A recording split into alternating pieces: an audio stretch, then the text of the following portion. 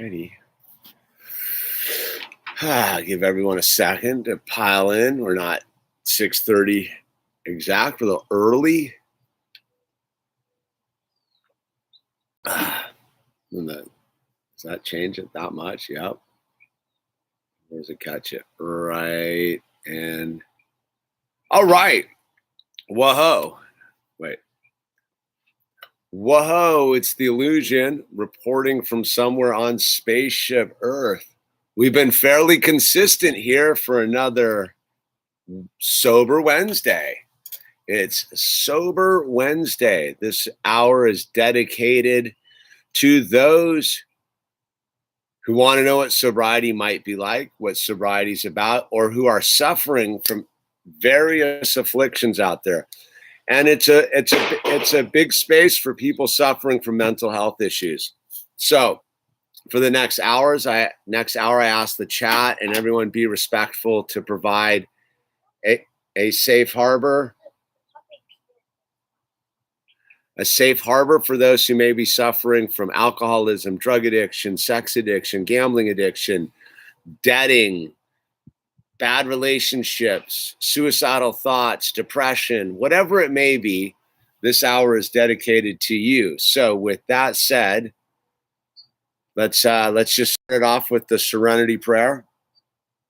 God, grant me the serenity to accept the things I cannot change, the courage to change the things I can, and the wisdom to know the difference. The wisdom to know the difference. That is the gift. That is sobriety right there. The wisdom to know the difference. So we got Cam. Hello. We got D. Pulling it off, dude. Stoked you're here, Dijon. We got Cam again. I forgot to give thanks this morning and my day went sideways. Thank you for another Sober Wednesday. All right. Glad we're here for a Sideways Wednesday. And Kimmy's here. Good evening, tribe, reporting from Alberta. All right. Wednesday. Be kind in the chat. Yep. William, peace. BB factor. Shh, dude. And Mason after. Awesome, bro. Thank you. Appreciate that. So normally the way we get this thing started, I did the little preamble about who this is for. So I pull my sobriety from the big books of Alcoholics Anonymous, and the 12 steps in there, I think, are a good template for whatever you may be suffering out there from on Spaceship Earth. Just replace the word alcohol and insert whatever it may be. Oreo cookies, bad relationships, sex, porn, cigarettes, depression, gambling, debt. A lot of people are financial insecurities, whatever is getting between you and God. This 12-step program will work for you. I focus on the school of alcoholism because I'm an alcoholic / drug addict. So that's my experience. I know that this template will work for all sorts of spiritual maladies. So with that said, let me read actually what how it works. Let's see how it works. So I pull from chapter 5 of the big book of Alcoholics Anonymous, page 58. How it works. How it works. How it works. Rarely have we seen a person fail who has thoroughly followed our path. Those who do not recover are people who cannot or will not completely give themselves to this simple program. Usually men and women who are constitutionally incapable of being honest with themselves. There are such unfortunates. They are not at fault. They seem to have been born that way. They are naturally incapable of grasping and developing a manner of living which demands rigorous honesty. Their chances are less than average. There are those, too, who suffer from grave emotional and mental disorders, but many of them do recover if they have the capacity to be honest. Our stories disclose in a general way what we used to be like, what happened, and what we are like now. If you have decided you want what we have and are willing to go to any length, then you are ready to take certain steps. At some of these we balked. We thought we could find an easier, softer way, but we could not. With all the earnestness at our command, we beg of you to be fearless and thorough from the very start. Some of us have tried to hold on to our old ideas, and the result was nil until we let go absolutely. Remember that we deal with alcohol, cunning, baffling, powerful. Without help, it is too much for us. But there is one who has all power. That one is God. May you find him now. Half measures availed us nothing. We stood at the turning point. We asked his protection and care with complete abandon. Here are the steps we took, which are suggested as a program of recovery. 1, we admitted we were powerless over alcohol, that our lives had become unmanageable. 2, came to believe that a power greater than ourselves could restore us to sanity. 3, made a decision to turn our will and our lives over to the care of God as we understood him. 4, made a searching and fearless moral inventory of ourselves. 5, admitted to God, to ourselves, and to another human being the exact nature of our wrongs. 6, we're entirely ready to have God remove all these defects of character. 7, humbly asked him to remove our shortcomings. 8, made a list of all persons we had harmed and became willing to make amends to them all. 9, made direct amends to such people wherever possible, except when to do so would injure them or others. 10, continued to take personal inventory, and when we were wrong, promptly admitted it. 11, sought through prayer and meditation to improve our conscious contact with God as we understood him, praying only for knowledge of his will for us and the power to carry that out. 12, having had a spiritual awakening as a result of these steps, we tried to carry this message to alcoholics and to practice these principles in all of our affairs. Many of us exclaimed, "What an order! I cannot go through with it." Do not be discouraged. No one among us has been able to maintain anything like perfect adherence to these principles. We are not saints. The point is that we are willing to grow along spiritual lines. The principles we have set down are guides to progress. We claim spiritual progress rather than spiritual perfection. Our description of the alcoholic, the chapter to the agnostic, and our personal adventures before and after make clear 3 pertinent ideas. A, that we were alcoholic and could not manage our own lives. B, that probably no human power could have relieved our alcoholism. And C, that God could and would if he were sought. Amen, baby. All right, we got through that. Barbara Ray coming in at 15 years on August 16th. Good for you, Barbara. Dijon Mustard, the illusion pierced my foggy, addicted mind back in the early sober streams back in February. That's beautiful, man. That means this is all rad. One day at a time, Barbara Ray. That's right. Barbara, hope you're okay. Congrats on making it out. Oh, what? That's right. Something was going on. 93 days in the hospital, Barbara Ray. Wow. Glad you made it back here. I do indeed. Randall Pink. Hey, Hamish and Tribe. I hope all of your day has been amazing. Still 1 year and 16 days sober. I wish I could watch, but off to work.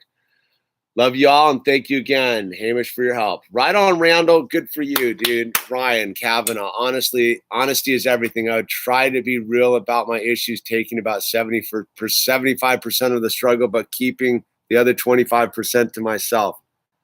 Full surrender, you guys. Full send. That's where love wrecks. That's where love wrecks. Resto Man. Hey, how you doing? Good info. You're welcome, Resto Man. Sobriety is starting to become a wackiest psychedelic. Exactly, dude. Yeah, you want to have a real psychedelic experience. Stay sober for a while. Booze got me, Coke Sonic. Yeah, it got me too, dude. One Tribe kept pushing you get something the world needs, dude. Yep, that's it, Sarah Connor. Renee, Barbara Ray, Renee, Jane Black, hi all, and Serge. Thank you, Serge. I appreciate the tip there. Hello from Tennessee. Love you, brother. Love you too, John Drake. Got Ben Miller's cousin died from an overdose. I don't know what to do, dude. You live, and take care of yourself, man, and honor the seriousness of the whole thing, man. That's what you can do. There's nothing you can do to put the genie back in the bottle. So you're going to have to go in and carry the message forward in the name of your cousin. So if you want to put a name out there, Ben Miller, we'll dedicate this live stream to your cousin, man. And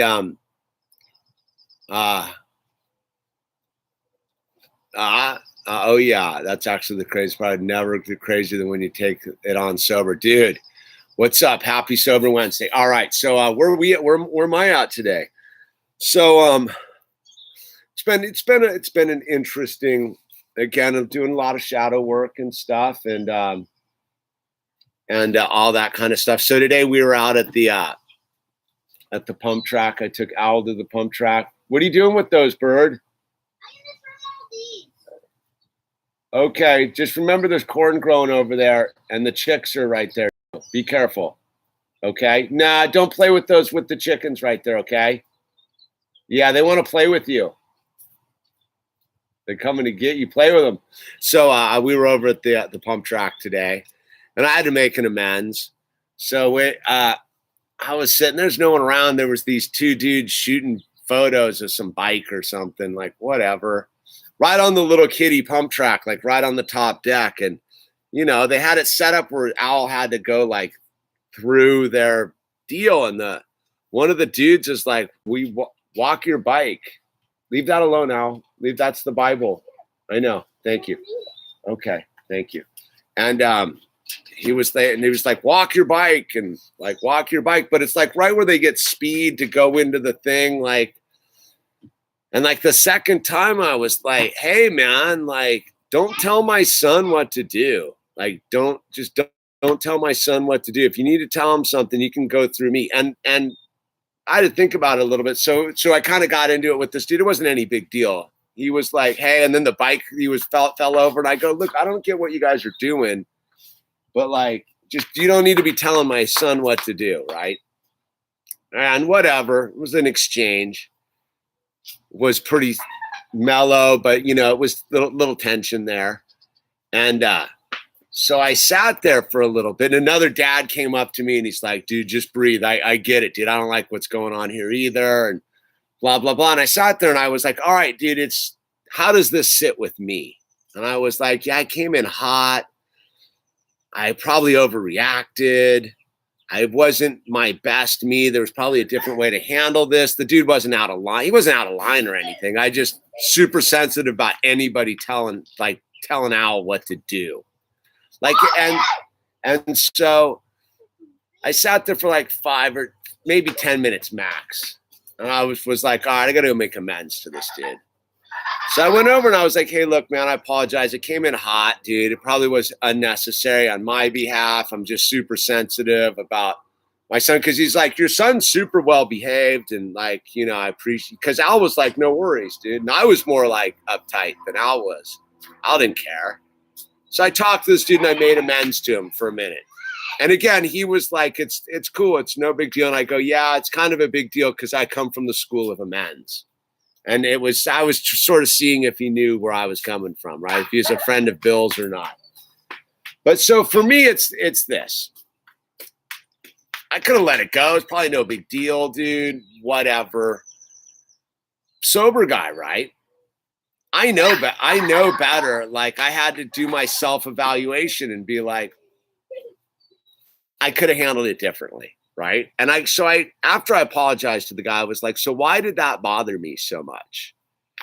And this is why it bothered me so much. Because if he had said, hey, will you walk your bike because we got this going on and this is what we're trying to do and blah, blah, blah, I wouldn't have been so annoyed.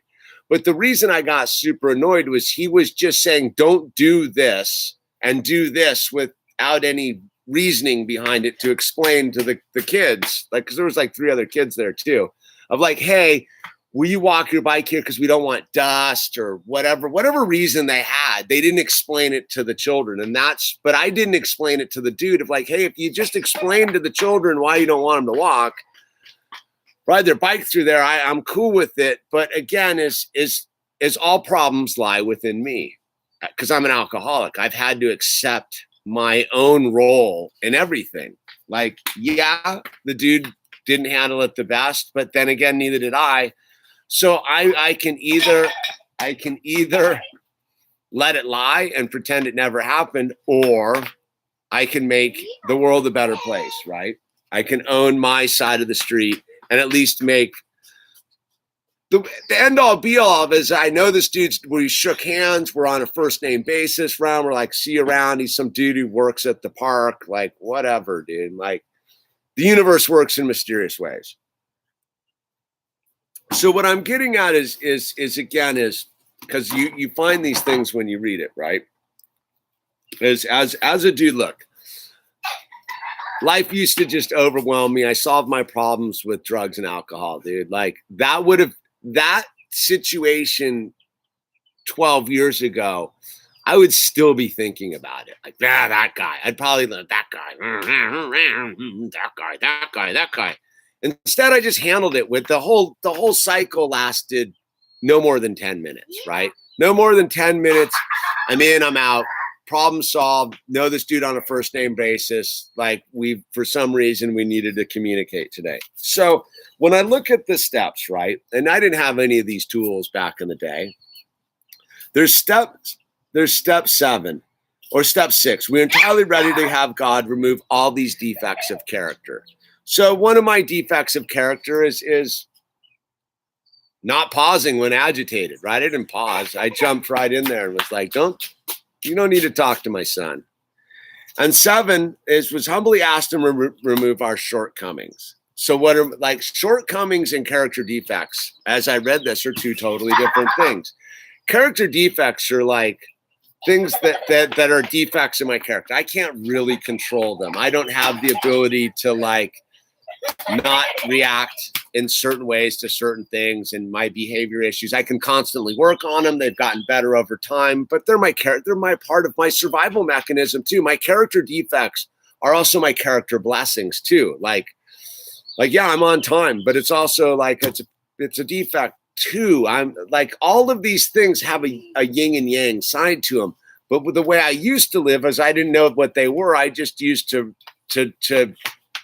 drink in the defects and the whole thing. My shortcomings now are different, right? So as I humbly ask God to remove my shortcomings are different than my character defects because they're these things I can take care of on a daily basis, right? I can totally deal with my shortcomings, i.e. being like, I'm not going to let this lie.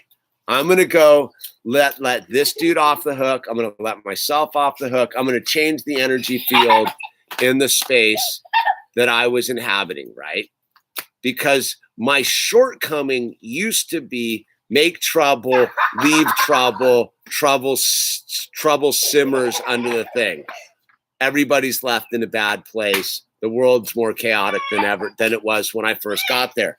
My shortcomings are slowly being removed because I don't live in my shortcomings. I know what to do to relieve the bondage of myself. My character defects are hardwired in my reality, right?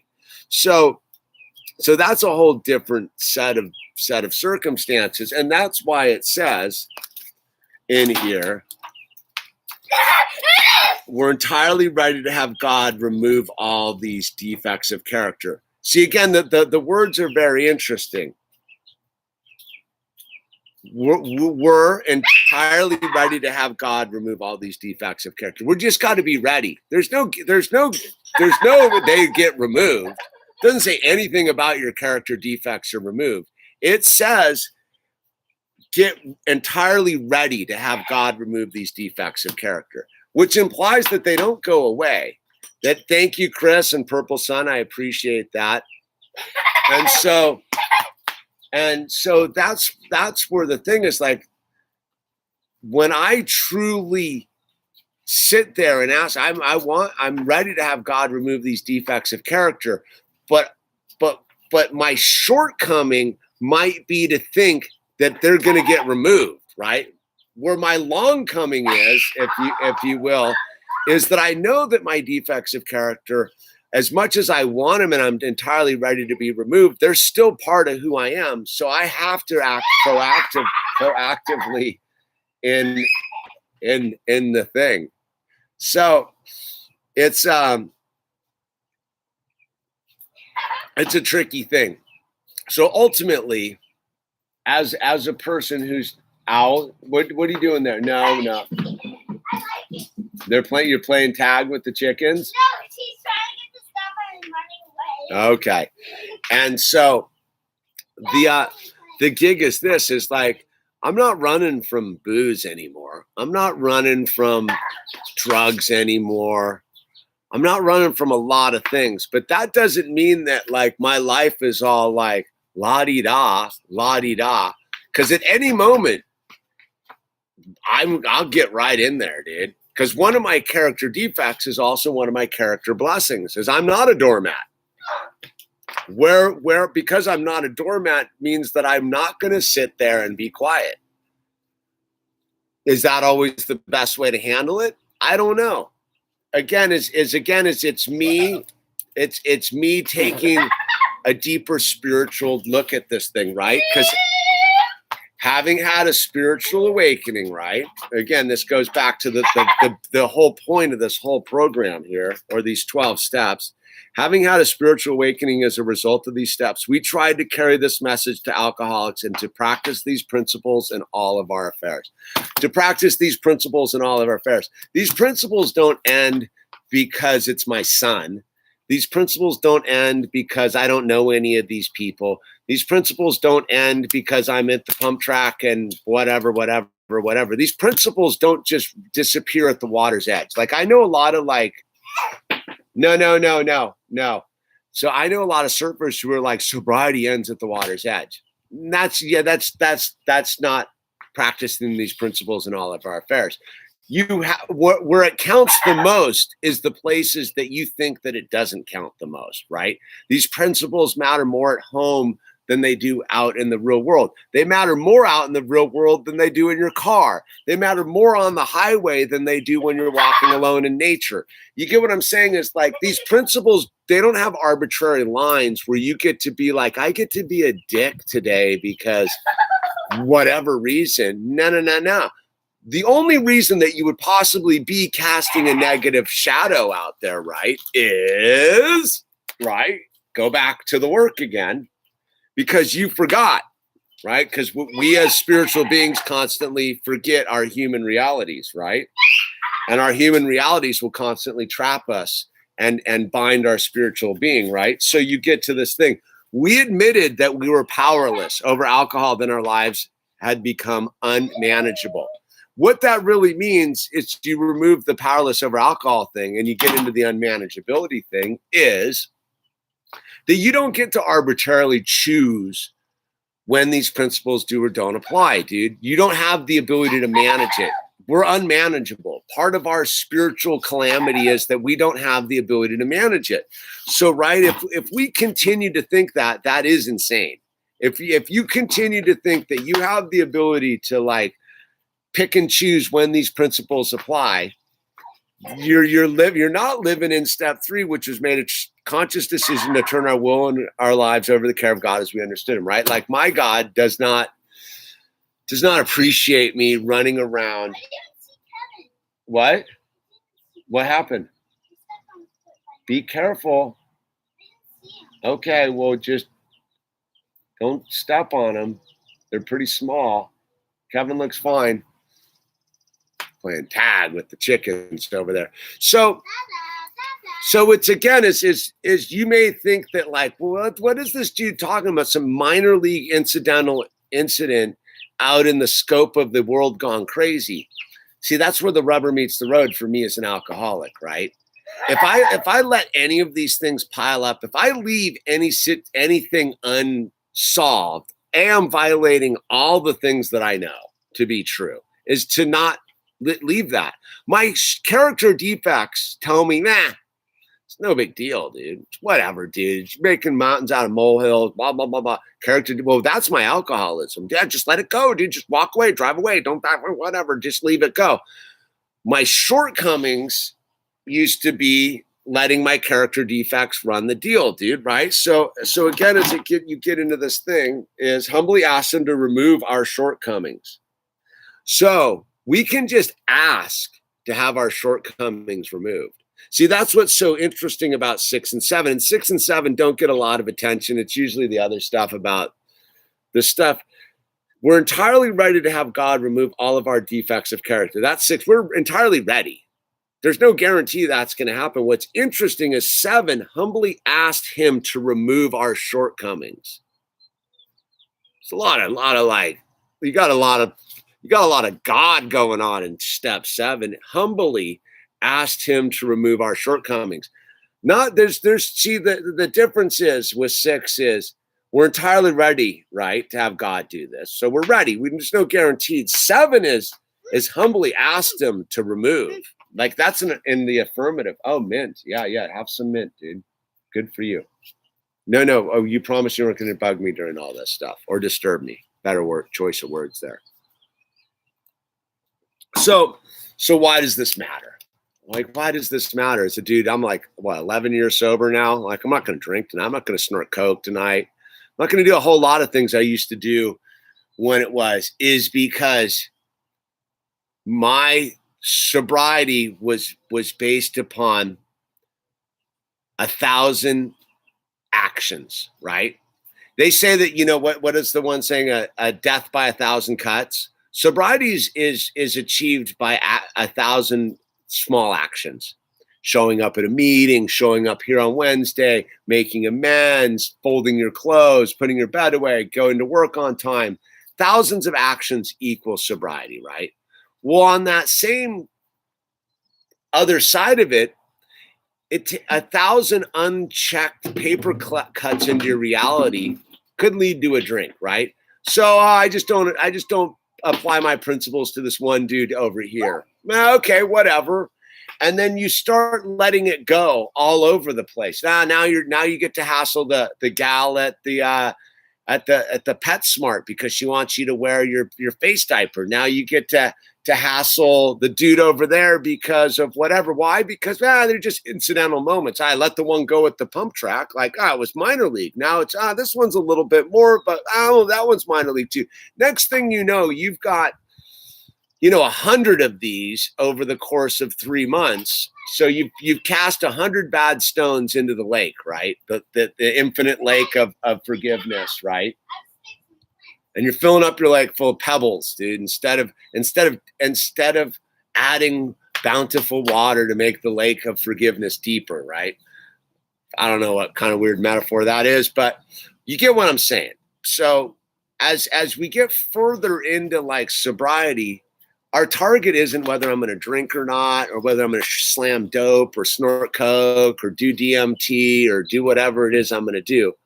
It's about taking care of all these small scale with my wife, with my son, with the chicken, with the receipt blowing out the door of my car, with the kid you push surfing, with whatever, dude. It's all has to be dealt with because these principles don't not apply, man. We practice these principles in all of our affairs. All of our affairs. Go and poop. Taking a shower. We practice these principles in all of our affairs. We don't get to just leave these pick and choose. I don't apply my principles at dinner time.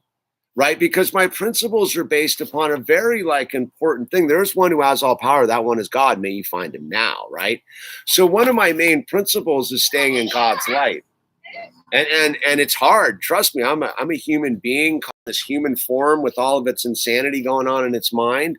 It's tough to stay truly in the now with God.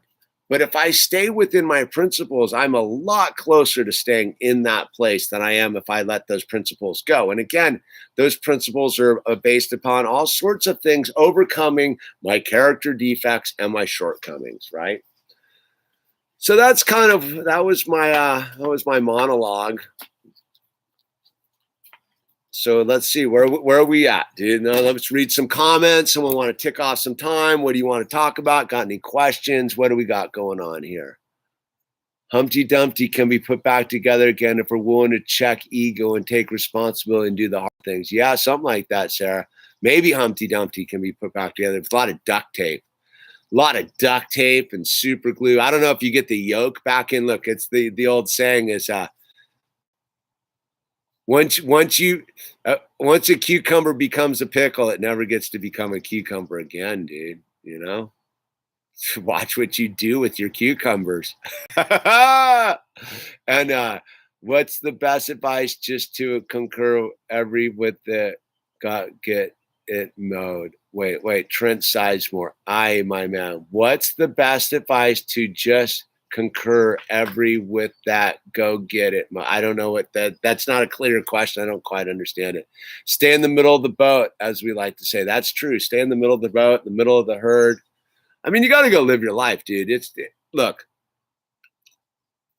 on that thing. Like as we get sober, we're supposed to challenge it. We're supposed to grow spiritually along the way. I know lots of people with decades of sobriety that have stopped spiritually growing after their like fourth year. There's the same person doing the same thing over and over again, expecting different results, right? So one of the things I would advise from my perspective, again, is everybody's different. All right, we got Renee M. Dick, the National Suicide Prevention Lifeline, 1-800-273-8255. Obviously, that's God interjecting that number right here, right now. If you're out there, man, and you got some sort of like suicidal dark thoughts, please don't take it on alone. There's no shame in admitting you have mental health issues. There's no shame in admitting that you may or be suicidal at this very moment. Really, seriously, there's a number, 1-800-273-8255. There's a lot of people suffering out there. There's no shame to call that number and have them be like, you're okay. Even if you're bouncing the idea around the room, dude. Please take care of yourself. Just do not keep it inside. I know, easier said than done. The 10,000-pound phone, dude. The 10,000-pound phone, man. And truth hurts, man. Yeah, Vertical Burger. Yeah. Another Patterson, man. He here from Colorado got a son due to arrive October, 94 days of sobriety. Ryan, you're having a child? Dude, your God has blessed you with getting sober now, man. Got a son due to arrive in October. Bro, you don't want to miss a moment of your children's life being wasted. That is God. Hang on to it with every bit of your hardworking soul you can, one day at a time, dude. Because I'll tell you what, man, the one thing that I've learned from this, Owl's going to be 6 in a month here. I'm 100% stone cold sober, Johnny on it, super stay-at-home dad, 100% present. It's a blur, dude. It's a blur, dude. I look at pictures. That's why I don't look at pictures a lot. I look at them and I'm like, oh, yeah, I forgot about that. And that's a stone cold sober, dude. So it's worth being sober just to not miss it, dude. So congratulations, Ryan, man. 94 days. That's no joke, dude. Don't let go of it, man. Hang on to sobriety like a drowning man in the middle of the North Sea, dude. Serious. And yeah, God bless you, brother. Gotta hop off, but wanted to say thanks to you. To honest, these means the world. I hope everyone has you too, Ben Miller. Be solid out there. Congrats, Ryan. Yeah, dude, that's rad, dude. Such an amazing blessing, man. Yeah. It is. It's all really a blessing, dude. And that's the gift of sobriety, brother. Childbirth, dude. Rad stuff, man. Look, dude, one of the coolest things is Owl's never seen my dark side. He's seen me be an a-hole, for sure. He's seen my bad temper. He's seen it all, but he's never, ever seen me be a loser, dude. And I don't say that disparagingly. Like, it's good to know what it is, dude. And to bring a child into this crazy new world, you need to be 100% conscious right now for them. But that's not enough. I'll tell you the story. Again, this is for you, Ryan. This one's for you. So As many of you know, a lot went down in 2018, end of 2018, 2019. So it's 2019. Me and Owl are living in our little rental. It's raining. It's the coldest like February on record around here. It's me and him, mom and the daughter off doing their thing. Real dark times, man. And it's raining. The roof's leaking in our little place, our little teeny trailer. It's dire, it's the real deal. And I remember this night I was sitting there and I'm looking at Owl. He's eating his macaronis or whatever he was doing. He was just stoked being Owl. He's like a God's ray of light, right? I'm looking at him and I'm looking at him and his joy and his happiness and the roof's leaking and whatever. And I'm like, I want to go use, dude. I want to go get some snoochie boochies, dude. I want to go do that. And I went through the whole process. So it was late at night, it's dark, rainy night. And I was like, it suddenly made me realize how powerful addiction and alcoholism is, because I knew at that moment that my son, that you guys know I love more than anything that I've ever experienced on this planet, wasn't enough to keep me sober that night. He wasn't going to keep me sober, dude. The only thing that kept me from getting loaded that night was God, right? Was God and the principles, dude, of sitting there and being honest with myself and being like, I'm not going to pretend I don't want to use. I'm looking at my son eating macaronis. I'm like, dude, this is twisted.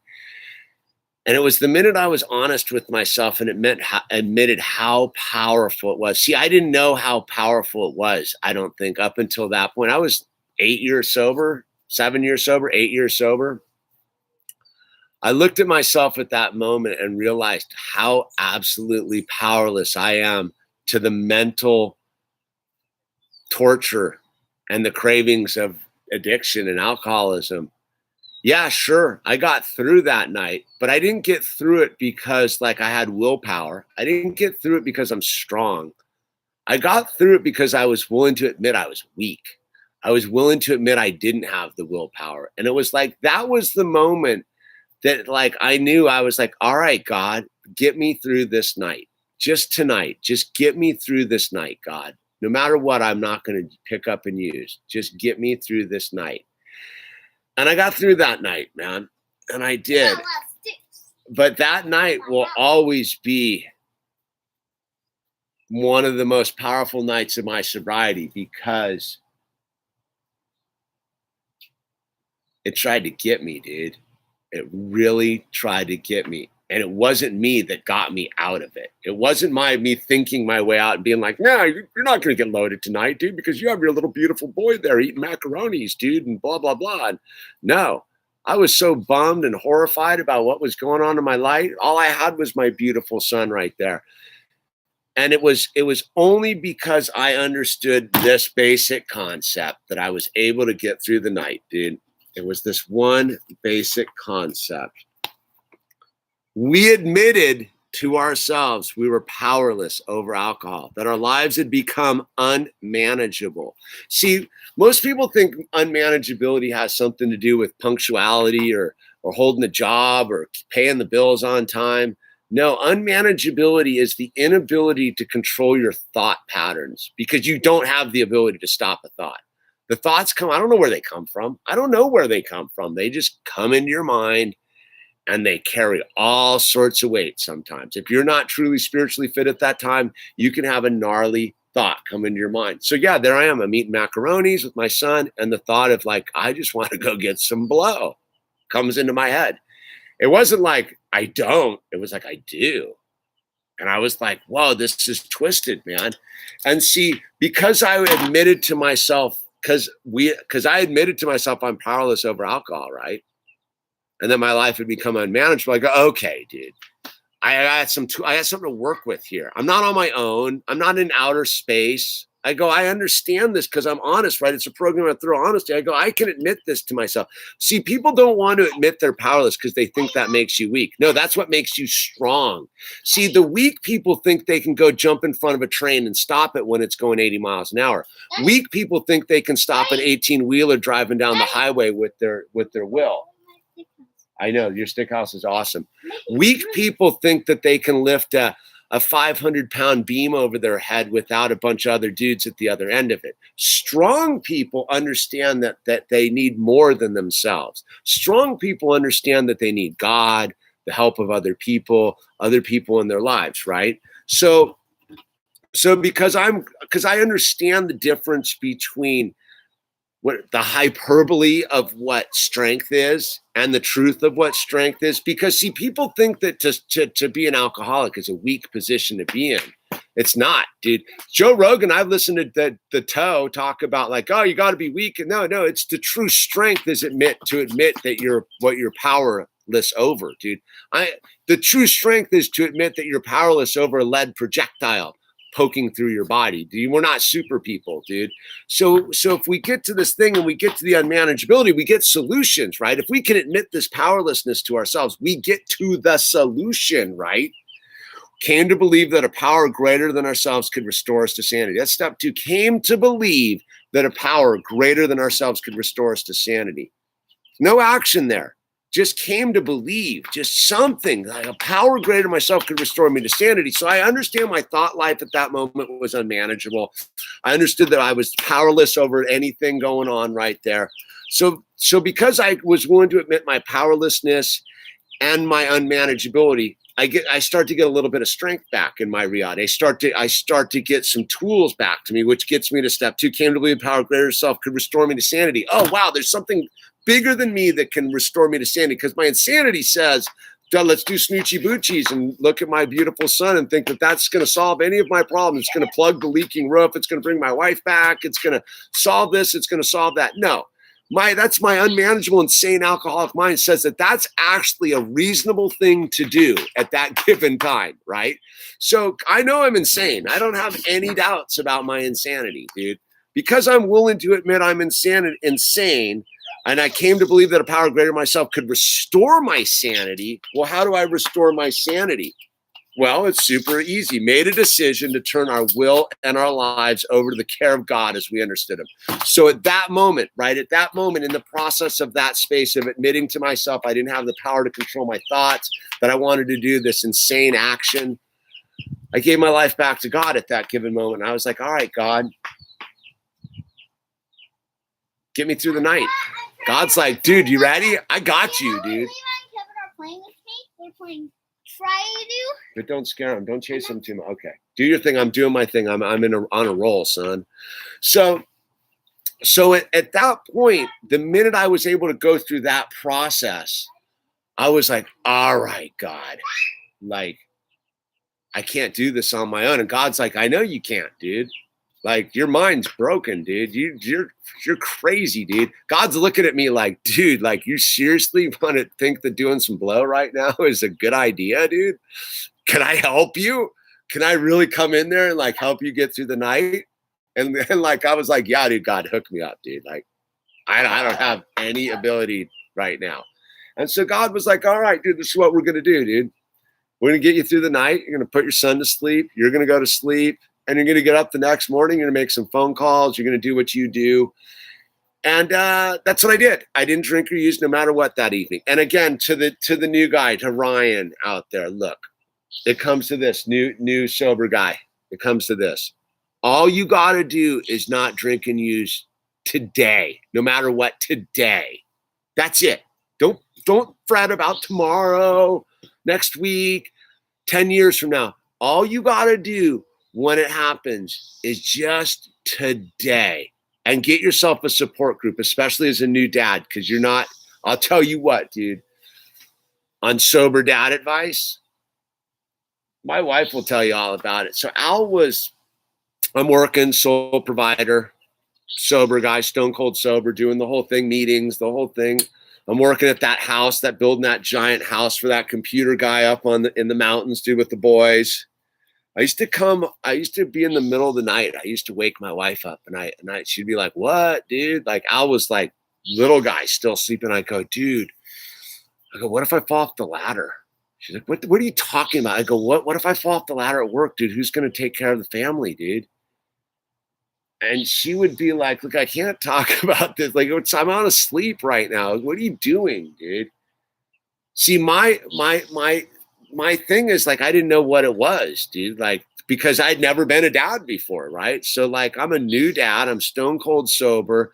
And my biggest fear ever is I'm going to fall off a ladder at the job site and die. And my newborn son, my wife, and my daughter are going to starve to death, right? Because I'm insane. Like, this is what my mind is dwelling on. She's like, dude, I remember she's like, dude, have you talked to a sober dad yet? And I'm like, what do you mean? She's like, dude, call one of your buddies who has children and talk to them about this. Don't talk to me about it. Stop waking me up in the middle of the night and telling me about your ladder fears, dude. And that's what I'm saying is like, you need a support group, Ryan. Get yourself a team of people around you that can rock you through that stuff, dude. Because we can't do it alone. I know that for a fact, bro. I'm telling you. Done that for. That's a fear for me. Gonna look into it. Yeah, no, get into it. Look. It's not a dad group, Ryan. It's a sober group. You say if you suffer from alcoholism and you're a sober dude, your problems aren't anything else except that. That's where the root of all your problems. Within sobriety, there's dads. There's everybody in sobriety. There's carpenters and lawyers and doctors and dentists and used car salesmen and homeless people. Well, there's whatever you need within the AA network is there. And I'll tell you what, dude. It's not anonymous anymore, so I don't care. Look. AA is like Fight Club, dude. We're everywhere, dude. We are in all walks of life. We do all sorts of things. And that's where God has truly showed up in ways that I could never have seen coming when I first began. Because I didn't ask for it. Like, dude, my first car was a sober dude. Wasn't even a sober dude. He was a dude who gave special deals to recovering alcoholics, dude, because it was like something he did, dude. I've run into people all along the way that covered all sorts of things in my life that I didn't go asking for deals. They were just like, dude, I'm a sober dude. Let me help you put your teeth back in your face if that might be it. Let me give you a job. Let me do these things, because we don't come in and go, hey, you're the boat captain. I'm sober and I want to work on your boat. You're a sober guy and you're like, hey, and the boat captain's like, are you a fisherman? Like, and you don't have a job? Like, come with me. I got a sober boat, dude. You can crew on, dude. Do you get what I'm saying? Is like, Ryan, like there's this thing is the networks within the sober community, dude, because a bunch of dads who don't struggle with alcoholism ain't going to have any solutions for you. Like, that's the thing. Like, I can't go, I'm outpatient rehab program, doing strong class and counseling once a week with random UAs. Dude, I'm telling you, get with the sobriety group, dude. Just my advice. Do whatever you got to do. But I'm just telling you, like, we can't fly alone, man. We need a flock of seagulls. Telecommunication. I don't know. Get a cup, dude. You know, like those things that are like the worm size? There's some under the cabinet where Mike's food is. Okay.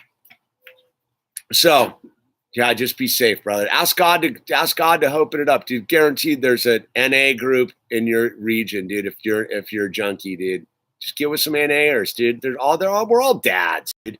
Half the program's filled with dads, dude. Like, trust, or moms. No, don't hang out with the moms, but you get what I'm saying. Moms hang with moms, dads hang with dads. And so yeah, dude. Whatever. There's that. What else we got going on here, man? And yeah, there he goes. Yeah, stay in the solution, brother. The rehab and outpatient stuff's a trick, dude. Not discounting it. Just understand it's one leg in the stool, right? Like, think of sobriety sort of as like a three-legged stool. Like, you need all three legs. It's not a four-legged chair where you can actually have like one of the legs fall out. Like, you need all three stools. So yeah, your outpatient, your thing, yeah, that's one leg. God's the other leg, and then God's telling you need the third leg, which is a group of peers you can have on a personal basis, and phone numbers that'll show up at the hospital, that will show up when you don't know what to do, and all of these things. Trust me, that's what we do for each other. And so where are we at, dude? I have a rough time hearing people tell me stories of horrible things that happened in the past. Well, I mean, if that's how you view them, is most people like on this side of the things, those aren't horrible things that happen to them. They're blessings in disguise that are our story to help other people get through their stories, right? Like that, the weird thing that horrible things don't happen, I think, is almost denial of God in a weird way. Like, because God wants to fix all of these things, but if you pretend they didn't happen, you don't give God any terrain to do God's like omnipresent miracles on. You know what I mean? Like, you got to give God something to paint on, dude. And painting and God paints on your tragedies with forgiveness and love and rebuilding, dude. That's the whole gig, dude. Like, God wants you to come with the tragedy to him and be like, and that most of these people telling these stories aren't telling you to, like, because they were trying to make a cheesy movie for Hollywood. They're telling you the stories because there's hope. The hope is that we've overcome great adversities, man. That's where the hope lies. Like, I don't have a message if I don't overcome the adversities. I'm just some dude then, just like blowing smoke. Oh yeah. And that's where therapists are, the rapists are, you know, that's what they do. They don't have stories, so they don't know what the hell they're telling you, dude, unless they're in recovery themselves, dude. But you know, it's a racket like anything else, dude. That's why, for fun and for free, man, I'm telling you, got to get with a group of dudes that'll do this stuff for free all day long, man, or girls, whatever it is that is with you.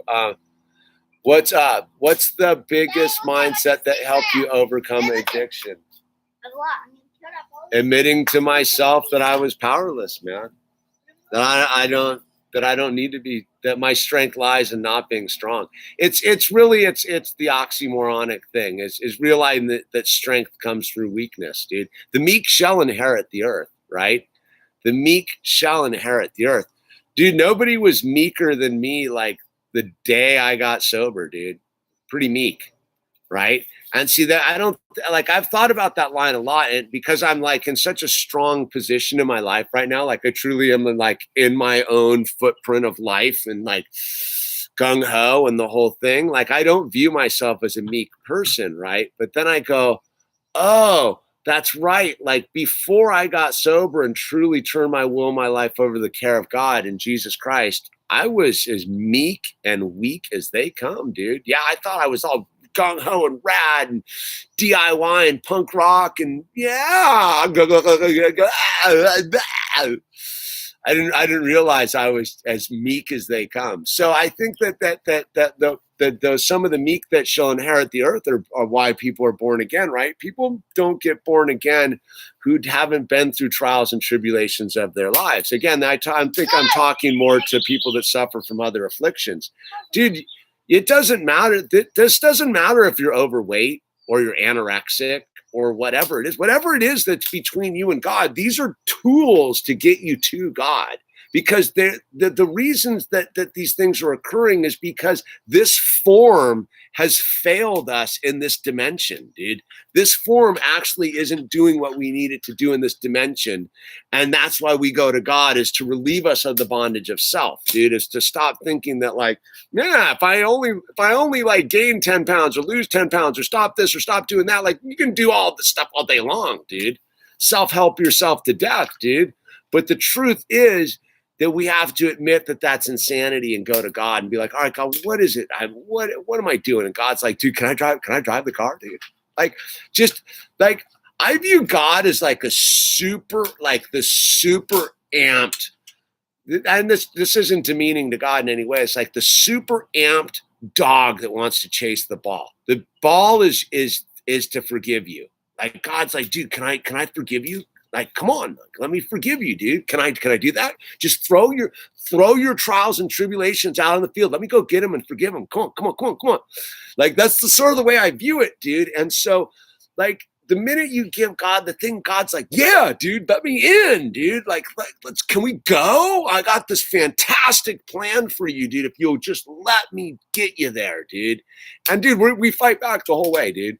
The whole way. Nah, I'm not doing that. I'm not doing this. I'm not doing that. I'm blah, blah, blah, blah, blah. I don't like the color of that guy's hat, dude. Blah, blah, blah, blah, blah. Well, what we learn, these are our shortcomings. These are our character defects. We can have God take them out. We can make amends. We can turn our life over to the care of God.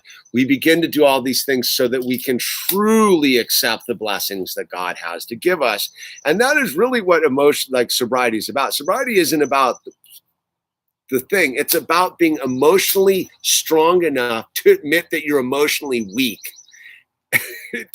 The strength, that's what I'm trying to say, is that the thing is, it's the strength comes in admitting that you're weak. And the minute you admit you're weak and you honestly get with that truth, like, it's like the solution just comes pouring in like a tidal wave of like love and forgiveness and people and abundance and all that stuff, dude. So, Sarah Connor, we live in God's sacrifice from our tragedies and God learning how to interpret and assimilate this broken parts into himself. That's right. I'm pretty lucky to have a therapist with a traumatic past. There you go. You got to have a therapist that knows what the heck they're talking about, dude. A lot of it too is getting out of your own. Yeah, dude, we're our own worst enemies, dude. AA is any man or any woman's game. It's not for people who need it. It's not even for people who want it. It's for people that do it, and that's it. That's it. It's truth. That is the truth. It is for people that do it, dude. I know plenty of people that want it. They just don't do it, dude. Like, I know so many people that want AA, but they just won't do the thing. And the one thing they don't want to admit is the truth, dude. And so, yeah, of course you can, Dave 2D. Welcome aboard, dude. There's no rules here, baby. It's the Steel Reserve, dude. You try to get something a little better for yourself, dude, at least. But I know why you get them. So, that's all good, Justin. Look, that's the thing is, like, look, the one thing that part of it is, there's no rules in sobriety except the desire to achieve sobriety. That's the only requirement here, is if you have a desire, like, and you don't even it's a live stream. You can do whatever you want, dude. We're not here to judge. We're here to offer a solution. Because look, again, I started this because people were suffering out there and people didn't have anywhere to go. And my friend Pat was doing it. And I saw what he was doing, and I saw that it was helping people. And I go, dude, I'm not, if you can get through today and you're not going to blow your brains out, like, that's awesome. I don't care how you do it, dude, right now. But like, there's a lot of pressure for people out. Like life is not mellowed out in like 16 months, and it's not going to mellow out anytime soon, dude. So it's that thing of like, this is all about us just finding a respite for one day, just today, dude. Like, we're all trying to like just make the pillow tonight. My only advice to those that are drinking is just don't get in a car, please. Just stay out of the cars, stay out of the vehicles, and just maybe stay home.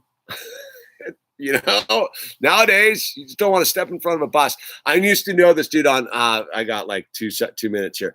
I knew this dude once who used to drink pretty heavily, dude.